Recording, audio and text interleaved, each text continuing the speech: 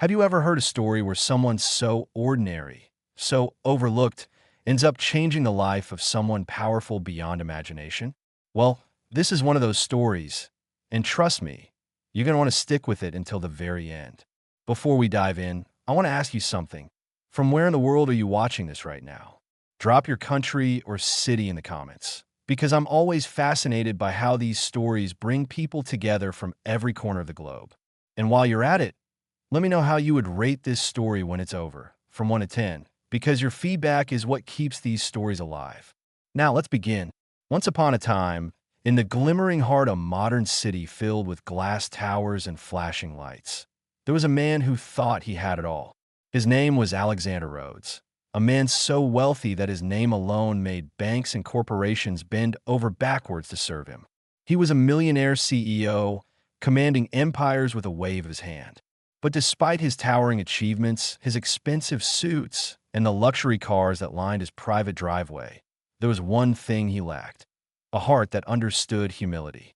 You see, Alexander believed that money could buy anything: respect, loyalty, even love. He lived in a penthouse that looked down on the city like a king gazing at his subjects. And yet, for all his riches, there was something empty about his life. People feared him, envied him, and some even worshipped him, but no one truly cared about him. At least, not until fate brought him face to face with someone who would strip away his arrogance with nothing more than honesty, kindness, and a refusal to be bought. Her name was Isabella. She was a housekeeper, working quietly in the background of grand estates, often ignored, often dismissed. Her life was simple, her clothes plain, and her smile warm enough to light up the coldest rooms. She was used to cleaning up other people's messes, both literally and figuratively. But what she didn't know was that soon she would be cleaning up something far greater: the soul of a man who had forgotten what it meant to be human. Alexander Rhodes had always been a man of excess. If he wanted something, he bought it. If he wanted someone, he charmed them or crushed them with his wealth until they bent to his will. This was how he built his empire, through raw ambition and the unshakable belief that the world was his to control. But power, when it sits too long on a man's shoulders, becomes a kind of poison. It hardens the soul, blinds the eyes to beauty, and numbs the heart to compassion. By the time Alexander turned 40, his name was printed on the covers of magazines, whispered in the corridors of investors, and stamped across the contracts of multinational corporations. Yet, when the boardrooms emptied and the glasses of champagne stopped clinking, he was alone. Women dated him, but only for the prestige of being seen on his arm. Friends smiled at him, but their laughter faded as soon as the bills were paid or the deals were signed. He couldn't remember the last time someone looked at him without expecting something in return. And then, one day, during a particularly stormy evening when the rain splashed like tears against the wide windows of his penthouse, Alexander came home from a meeting in a foul mood. A deal he had been working on for months had collapsed, costing him millions. He was furious, not at the market, but at everyone around him, as if the world itself had conspired to test his patience. When he stepped into his apartment, his eyes landed on a figure moving quietly near the grand marble staircase, a woman dusting the railing with slow, practiced strokes. She wasn't dressed in a designer uniform, no fancy badge or tag that screamed staff of the rich. Instead, she wore a plain navy dress with her hair tied back in a neat bun. She wasn't rattled by his sudden presence, nor did she stumble to bow or flatter him as so many others did. She simply looked up, her gaze calm, steady, and strangely unshaken. "Good evening, sir," she said softly, her voice clear but without servility. Alexander, drenched from the storm outside, frowned. "Who are you?" The woman straightened her back, her feathered duster pausing midair. "Isabella. I was asked to cover for the regular housekeeper today." Her tone was respectful, but there was something else, an unspoken firmness, as though she refused to shrink in the shadow of his wealth. Alexander smirked, brushing water off his coat. "Covering? For me? Do you even know who I am?"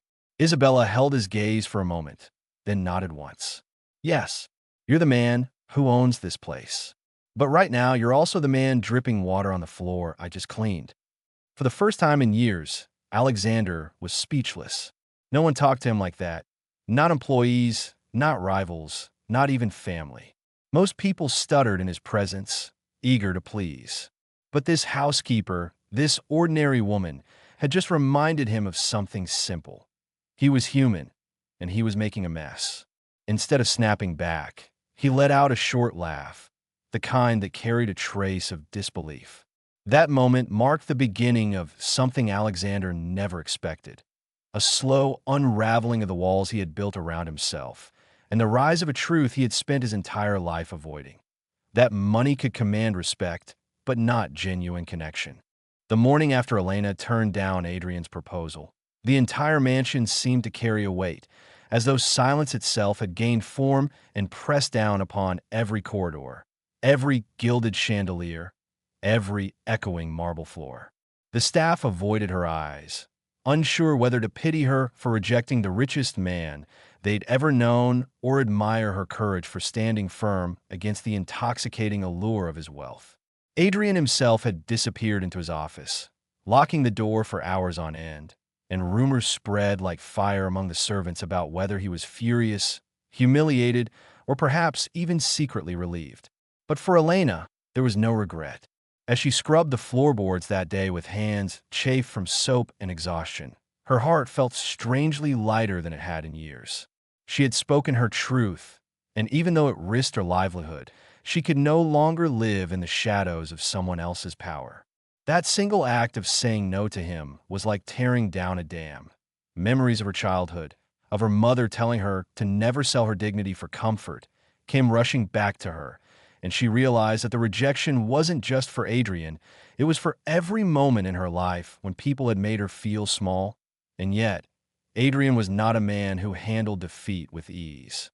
He emerged later that evening, not with anger in his eyes, but with a kind of dangerous curiosity. The Millionaire CEO, who had crushed competitors and bent industries to his will, could not fathom how a housekeeper, a woman with nothing but calloused palms and tired eyes, could refuse him so bluntly. He invited Elena to sit across from him at the long dining table, a place she had never been allowed before except to serve meals.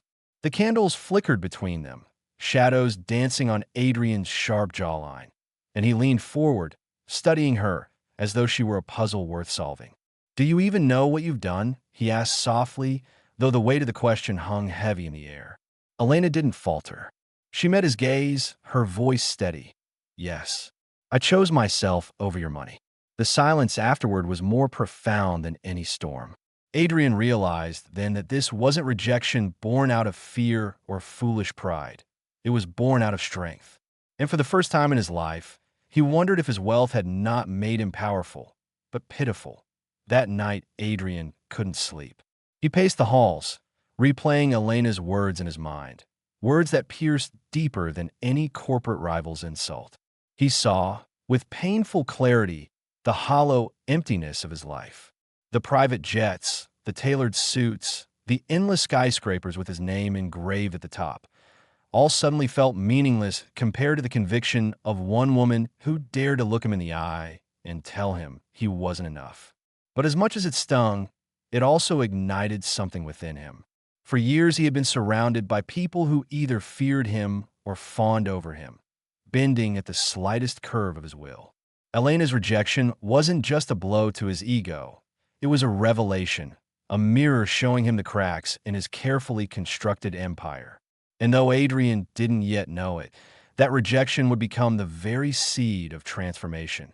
The one thing that would finally strip him of arrogance and teach him what it truly meant to be human. Elena, meanwhile, went back to her small room at the edge of the property, where her belongings fit into a single worn-out suitcase. She pressed her hand to the window pane and whispered a quiet prayer for strength. She had no idea what her future held, whether Adrian would fire her out of wounded pride or retaliate in ways she couldn't imagine. But she didn't regret her choice. In her heart, she felt an odd sense of destiny, that perhaps this moment was not an ending, but the beginning of something larger than herself. And as she drifted into uneasy sleep, Adrian stood at the other end of the mansion, staring into the night sky with questions he'd never dared to ask himself before. What if all along, money wasn't power? What if power was living a life where you didn't need it at all? The following weeks became an invisible tug-of-war between Adrian's pride and Elena's quiet resilience, though neither of them would have admitted it aloud. Adrian tried, at first, to test her resolve. He ordered her to accompany him to meetings, not as a partner or equal, but under the guise of needing someone to take notes. Elena complied without resistance, walking into glittering boardrooms filled with men and women draped in expensive fabrics and perfumes so thick they lingered long after they left. She carried a small notepad, but her eyes, sharp, observant, caught details no one else cared to notice. When a partner made a subtle jab at Adrian's recent market loss, Elena saw the flicker in Adrian's jaw tighten. When a director exaggerated quarterly numbers, she picked up on it instantly. Without realizing it, Adrian began relying on her quiet whispers, her instincts, her untainted honesty. He found himself asking questions like, "What did you think?" Words he had never before directed toward anyone without a board seat or a multi-million-dollar contract. And each time she spoke, it shook him. Elena didn't filter her words to protect his ego. If she thought a decision was reckless, she said so plainly, her voice steady even when Adrian's eyes narrowed. And the strangest thing happened, he listened. It was as though the housekeeper who had once scrubbed his floors was now polishing the tarnish off his soul. Adrian found himself thinking less about profit margins and more about purpose, less about acquisition and more about authenticity. He began noticing the exhaustion in the faces of his employees, the long hours they worked while he lounged in luxury. He saw the way interns flinched when he passed by, the fear he had cultivated without ever raising his voice. And though he had lived decades in this way, something about Elena's presence made it impossible to ignore anymore. He began to change little things first, leaving his driver at home and walking to meetings, eating in the staff dining hall instead of his private suite, asking his employees questions not about their productivity, but about their families. The board thought he had gone mad. Investors whispered behind closed doors that Adrian Reed, the ruthless CEO, had lost his edge. But Adrian knew the truth. For the first time, he wasn't chasing wealth, he was chasing meaning. And though he still couldn't fully explain it, he knew it had everything to do with the woman who had rejected him. Elena, for her part, watched these shifts with wary caution. She didn't trust it at first, assuming it was some elaborate game he was playing to prove her wrong. But the more time passed, the more she saw sincerity in his eyes, cracks forming in the polished armor he had worn for years. One evening, after a particularly long day, she found him sitting alone in the kitchen, sleeves rolled up, his hands dipped in soapy water as he washed dishes like an ordinary man. She almost laughed at the sight. Adrian Reed, the tycoon whose net worth was splashed across headlines, scrubbing a plate like a servant. But instead of mocking him, she joined him in silence, washing alongside him until the sink was empty. And in that quiet moment, without grandeur or wealth between them, Adrian whispered, "I don't know who I am anymore." Elena paused, drying her hands, and simply replied, "Maybe for the first time, you're becoming who you were meant to be." But transformations are never without cost. Adrian's sudden change drew fire from those who thrived under his old ways. Business rivals began circling like sharks, seizing on his new softness as weakness. His board of directors plotted in hushed tones about replacing him with someone sharper, more ruthless, more reliable. The media speculated endlessly about his erratic behavior. Charity donations skyrocketing, corporate retreats canceled, employee wages increased. To the world, Adrian looked like a king who had lost his crown. But to Elena, she saw something different. A man slowly shedding the skin of greed, even if it left him raw and vulnerable. And deep down, Adrian knew she was right. Every insult hurled at him, every headline mocking his decline, every investor withdrawing their trust. It all cut him, but none of it hurt as much as the thought of going back to the hollow existence he had lived before. If becoming human meant losing everything he had once prized, then perhaps it was a price worth paying. Elena didn't realize it then, but her refusal had set off a chain reaction larger than either of them could contain. The man she had rejected was now rewriting the very script of his empire, driven not by the need to prove himself to shareholders, but to prove himself to one woman who had dared to tell him no. And as the weeks turned into months, their lives became intertwined in ways neither had planned. Every decision Adrian made seemed to orbit around Elena's quiet influence.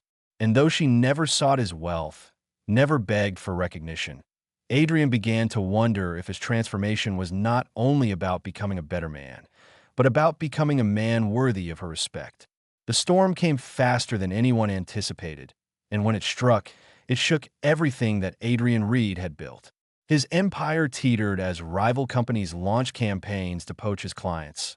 Board members conspired to vote him out, and the media labeled him a fallen CEO who had gone soft in pursuit of sentiment. But Adrian didn't flinch the way he once might have, because this time he was no longer driven by fear of loss or obsession with victory. He had something sturdier inside him, something he hadn't possessed before Elena had walked into his life. For the first time, he understood that legacy wasn't about towers with your name carved into them, or headlines that glorified your quarterly earnings. Legacy was about impact, about how people felt when they worked with you, lived around you, remembered you. And as his empire trembled under pressure, he surprised everyone by standing taller, calmer, and clearer than ever before. Instead of slashing wages to protect profits, he doubled down on his workers. Instead of firing teams to save money, he opened new programs to train and elevate them. The same boardroom that once celebrated his ruthless efficiency now sat stunned as he fought not for shareholders, but for people, real people who had given their sweat and years to his company. The sharks circled, but Adrian no longer bled the same kind of fear they could feed on. And while the business world wrestled with this new version of him, Elena stood at the periphery, quietly watching the ripple effect of her one brave no. She saw employees crying gratitude when Adrian introduced maternity benefits they had never dared to ask for. She saw interns stand taller when he remembered their names. She saw a man who once lived behind gold gates, now sitting in the gardens of orphanages, listening to children who would never know or care that he had once commanded billions. And as much as she wanted to stay distant, to remain just a housekeeper who had simply done her duty, she could not ignore the truth. Her rejection had been the seed, and what stood before her now was a tree growing roots deeper than money could ever dig. One late evening, after the board failed in yet another attempt to strip him of his position, Adrian found her in the quiet of his estate kitchen again. His voice was low, vulnerable, nothing like the man who once commanded boardrooms with icy precision. "You saved me, Elena," he said, his eyes glistening in a way that betrayed years of hidden loneliness. "You didn't fall for my wealth, and because of that, you taught me what real wealth means." For the first time, Elena didn't deflect his words. She simply met his gaze, her silence saying everything. What neither of them knew, however, was how their story would spread. It began with whispers inside his company, workers telling their families about the boss who had changed overnight because of a woman who had been their maid. Then came articles from journalists who dug into the transformation, connecting the dots between Adrian's ruthless past and his softened present. And soon, stories about the housekeeper who reformed the millionaire CEO became headlines across magazines, talk shows, and even university lectures. Strangers debated whether it was love, morality, or divine intervention that had transformed him. But for those who saw it up close, the answer was simple. It was one woman's courage to value dignity over diamonds. Adrian never sought to correct the speculation, never tried to shape the narrative. All he cared about was that when he looked in the mirror, he finally recognized someone he respected. Months turned into a year, and though his empire had shrunk, what remained was stronger, more loyal, more unshakable than ever before. Investors who once abandoned him returned, not because he was the cold machine they preferred, but because they saw something rare in business, a leader who built not on greed, but on gratitude. The irony was not lost on Adrian. The same world that mocked his decline was now calling his philosophy revolutionary. labeling him a pioneer of compassionate capitalism. And yet, through all the noise, the only voice that mattered to him was Elena's. He never pushed her, never tried to buy her affection with the tools he once used. He simply lived the life she had inspired, knowing that whether or not she ever loved him, she had already given him more than he had given anyone, his humanity back. And so, at the wedding of one of his closest friends, when people whispered and stared, wondering if Adrian Reed was truly happy now that he was no longer the ruthless king of business, Elena quietly slipped into the room, wearing nothing more glamorous than a simple dress. The crowd turned their heads, murmurs filling the air. Adrian noticed her instantly, his chest tightening as their eyes met across the hall. He walked to her, not as a CEO seeking validation, not as a man displaying power, but simply as a human being who wanted to stand beside her. "You never needed saving," Elena whispered when he reached her, "but you chose to change anyway." Adrian smiled softly, responding, "No, I needed saving more than I ever knew. And you were the only one who dared to save me by refusing me." The hall went quiet, but for them, it didn't matter. In that moment, titles, fortunes, and past mistakes melted away. What remained was the undeniable truth. Sometimes, the greatest transformation begins with rejection. And sometimes, the people we overlook, like housekeepers, become the architects of our salvation.